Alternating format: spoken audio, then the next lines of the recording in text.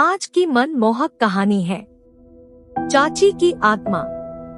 यह एक आंखों देखी घटना है। एक बार गर्मी के छुट्टियों में मैं और मेरी बहन मामा के घर घूमने गए थे। मामा के घर में नानी मुझे बहुत प्यार करती थी और मेरी बहनों को यह पसंद नहीं आता था क्योंकि वे थोड़ी शरारत वाली और थोड़ी मस्ती भी करती थी। एक दिन मेरी माँ की तबीयत अचानक खराब हो गई। तब मेरे मामा मुझे मेरे घर ले आए। वो भी मेरे घर पर रुक गए।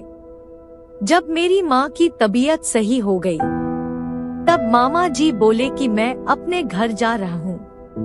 मैं मामा से कुछ बोल पाता इसके पहले ही माँ ने मामा को बोला, हाँ भैया, अब मैं ठीक हूँ, आप घर चले जाइए। मेरे घर पर मैं और मेरी माँ ही बची। 2-4 दिन बीत गया।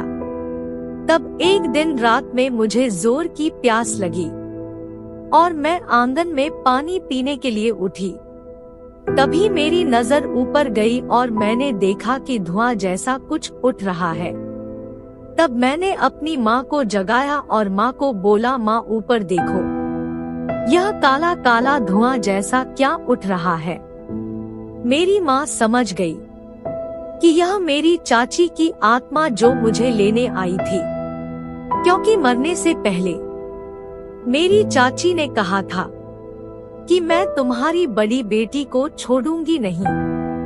मेरी माँ ने मुझे सुला दिया और खुद घर के पीछे बैर का पेड़ लगा था, उसी के नीचे बैठकर रोने लगी, क्योंकि बकाइन मेहंदी के पेड़ पर हमेशा रात 11:30 बजे के बाद चुड़ैल आत्मा भूत प्रेत निवास करते हैं और उसी पे चाची की आत्मा भी रहती थी। तभी मैंने देखा कि मेरी माँ के आस पास बहुत सारी औरतें बैठी हुई थी। मेरे दिमाग में कुछ ना सूझ रहा था। एक बार हम लोग 8वीं कक्षा में जब पढ़ रहे थे तो गुरुजी ने बताया था, कभी भी भूत प्रेत या आत्मा दिखाई दे तो गायत्री मंत्र का जाप करो, बजरंगबली का नाम लो, तो आत्मा वहां से डर कर भाग जाएगी। उस वक्त यह बात मुझे याद आ गई और मैंने वैसा ही किया जैसे गुरुजी ने बताया था।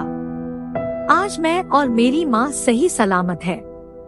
लेकिन जब से मेरी माँ के साथ ऐसा हादसा हुआ था, तब से माँ को थोड़ी भूलने की बीमारी और थोड़ी डरने की बीमारी हो गई और एक कमरे में बंद रहने लगी, क्योंकि बाहर अभी भी चाची की आत्मा दिखाई देती है। लोग बोलते हैं कि यह असत्य है, लेकिन जिसके ऊपर बीतती है वही जानता है। Thank you for watching. Please like, subscribe and share.